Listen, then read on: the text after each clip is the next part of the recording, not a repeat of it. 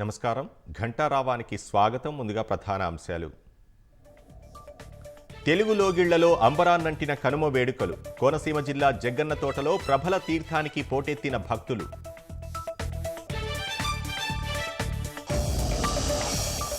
కనుమ సందర్భంగా పశువులకు ప్రత్యేక పూజలు. రంగంపేటలో ఆకట్టుకున్న పోటీలు.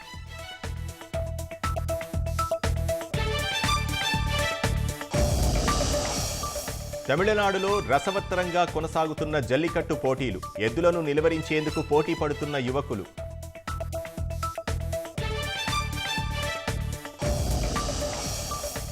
భారత్కు క్షమాపణలు చెప్పిన మెటా ఇండియా. జుకర్బర్గ్ పొరపాటున లోక్సభ ఎన్నికలపై వాదించారని వివరణ.